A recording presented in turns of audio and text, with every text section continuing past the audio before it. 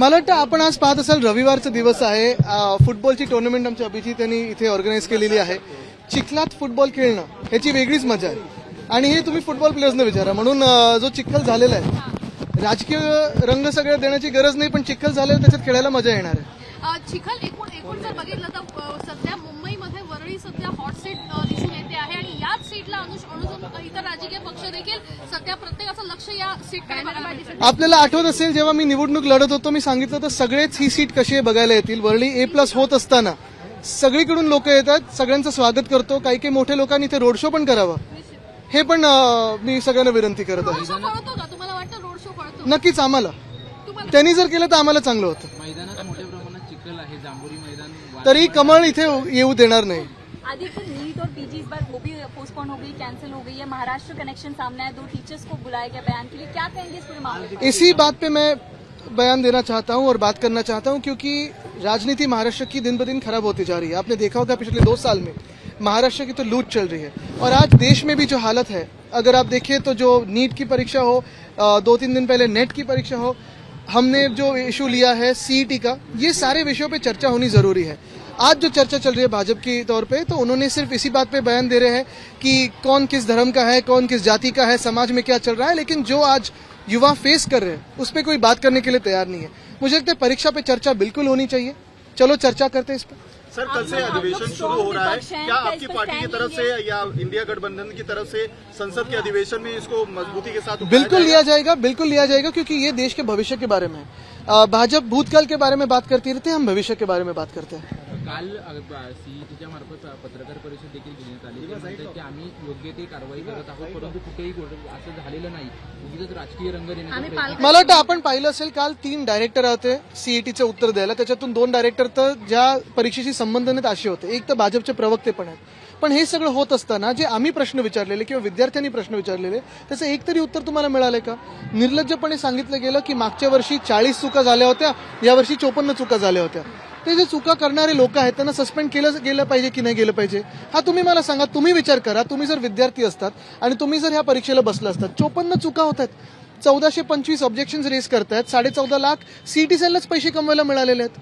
मग हे पैसे रिफंड होणार आहेत की नाही? आन्सर शीट आता काल त्यांनी सांगितले 3 दिवस बघायला देतील, मग तुम्ही हातात का नाही देतात आन्सर शीट? MCQच आहेत ना. कुठे याच्यात कुठे मोठं नॅशनल सिक्युरिटी थ्रेट आहे की आन्सर शीट परत दिलं तर काहीतरी देशाला नुकसान होणार आहे?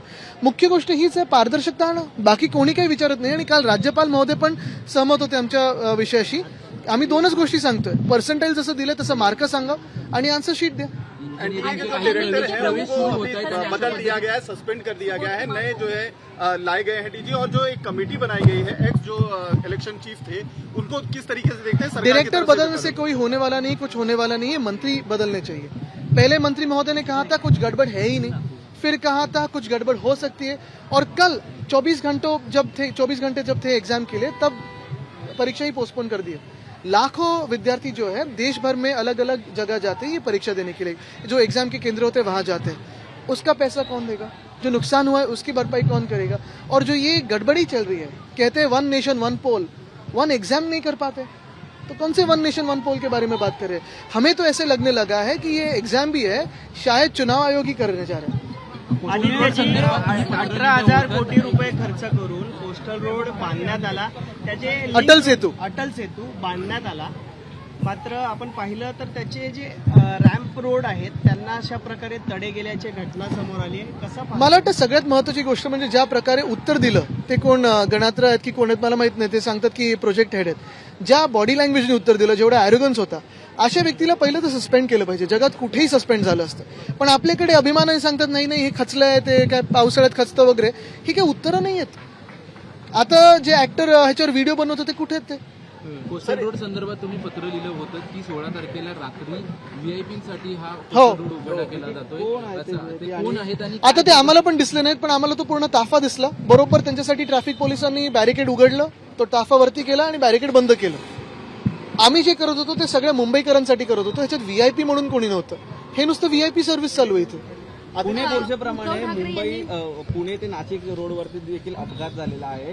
दिलीप मोहिते पाटील यांच्या घरातील कुटुंबीय आहेत आणि त्यांच्याकडून अपघात झालेला आहे. कसं बघता हिट अँड रनच्या अनेक केसेस वाढलेल्या आणि त्यामध्ये व्हीआयपी जे आहेत. मला तुम्ही सांगा, कायदा सुव्यवस्थेत बाकी कुठं दिसतं का इथे महाराष्ट्रात तुम्हाला? कधी कोयता गँग, कधी ही गँग, कधी ती गँग, जे काही चाललंय महाराष्ट्रामध्ये, गृहमंत्री मला जाऊ दे ना घरी एवढ्यातच बसतायत.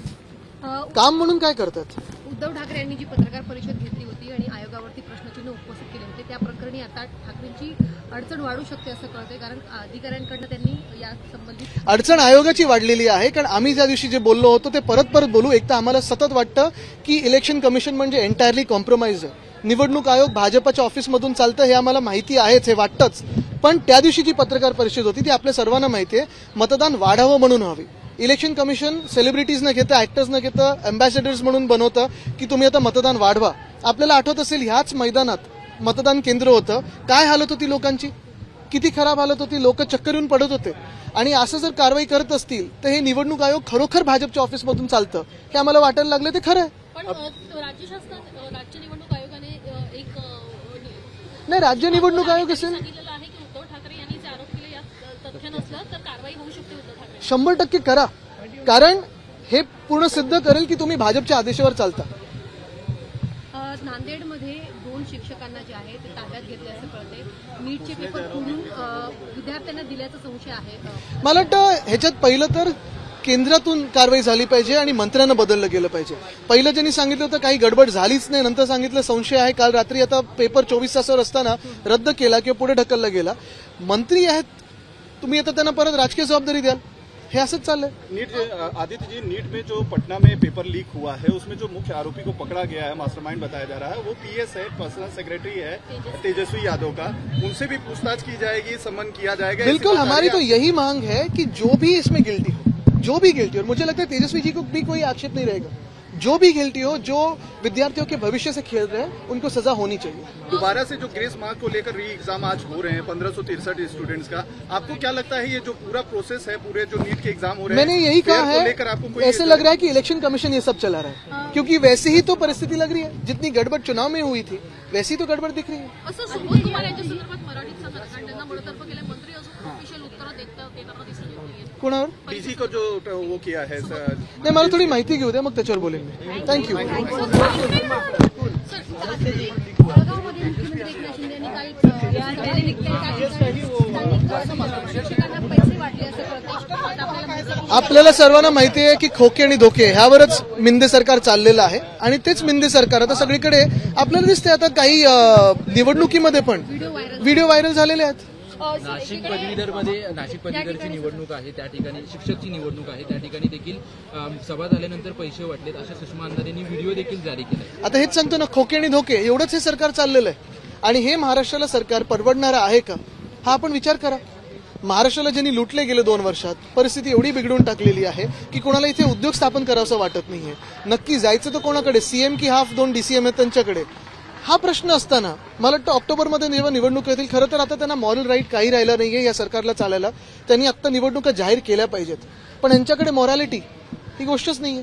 एकीकडे ज्या पद्धतीनं आता निवडणुका जवळ येतात विधानसभेच्या आणि गणेशोत्सव खरं तर तोंडावर आहे आणि अशा पार्श्वभूमीवर गणेशोत्सवावर आचारसंहिताचं सावट सध्या दिसून येतं आणि गणेशोत्सव मंडळाने आवाहन केलंय की निवडणुकांचा परिणाम जो आहे तो गणेशोत्सव मंडळांवर नको. मला वाटतं आपण एक पाहाल तर हे तर सगळं आहेच, हे महत्वाचा विषय आहेच. पण आता मी जे सांगितलं ना की निवडणुकाचे जे निकाल आलेत, लोकसभेत जे आलेत, जे आपण पाहताय जे एनडीएचं आहे, मग त्याच्यात ईडी सीबीआय आणि त्यांचे काही गद्दार फुटीत गरज असतील, त्यांना आता राज्य करण्याचा अधिकार नाहीये. त्यांनी ह्या सरकारमधून राजीनामा देऊन निवडणुका महाराष्ट्रात जाहीर केल्या पाहिजेत. एकूण मराठा आरक्षणासंदर्भात एकीकडे वातावरण गरम असताना तर ओबीसी आरक्षण देखील तापलेलं बघायला मिळत आहे. महाराष्ट्र अशांत होतं. मला वाटतं हे तर आहेच, समाजामध्ये वाद निर्माण करणं, धर्मामध्ये वाद निर्माण करणं हे भाजपचं कामच राहिलेलं आहे. गेल्या 10 वर्षात जिथे जिथे वाद निर्माण झाले तिथे भाजपची पोळी भाजलेली आहे. पण आता देशाने हे ओळखलेलं आहे. माझं म्हणणं हेच आहे की चला, आरक्षणाची गोष्ट आहे, त्याच्यावर तर चर्चा झालीच पाहिजे, पण त्याही पुढे जाऊन उद्या आरक्षण दिल्यानंतर देखील महाराष्ट्रात नोकऱ्यांची संधी आहे का? गेल्या 2 वर्षात सगळं जे काही गुजरातला पाठवलेलं आहे, महाराष्ट्राने जे गमावलेलं आहे, ते परत मिळणार आहे का? हे सरकार बिलकुल आणणार नाहीये. उलट जर ह्यांचं सरकार पुन्हा एकदा डोक्यावर बसलं भाजपाचं तर आपलं मंत्रालय देखील हे अहमदाबादला हलवतील, असेही लोक आहेत. आणि म्हणून आज आपण पाहतोय पोलिसांची पण जी परिस्थिती आहे, पोलीस भरतीची परिस्थिती आहे, पुण्यात असेल, गडचिरोलीत असेल, अनेक ठिकाणी आंदोलनं झाली आहेत की निवडणुकीच्या तोंडावर पावसाळ्यात तुम्ही ह्या सगळ्या भरती प्रक्रिया सुरू करताय. चिखल आहे, जी गैरसोय झाली ती तर आहेच, पण 17,000 पदांसाठी 17.5 लाख ऍप्लिकेंट्स आलेले आहेत. तुम्ही विचार करा, 17.5 लाख, त्याच्यात बी फार्मा, MA, BCom असे पण सगळे आहेत. म्हणजे आज महाराष्ट्रातली जॉबची परिस्थिती काय आहे ही आपण समजून घेणं गरजेचं आहे. एवढी बिकट परिस्थिती असताना हे सरकार आपल्या महाराष्ट्राला परवडणार आहे का? खोके आणि धोक्याचं सरकार, हे तुम्ही विचार पण करा. मराठा समाजाला पण मराठा समाज एबीपी माझा, उघडा डोळे बघा नीट.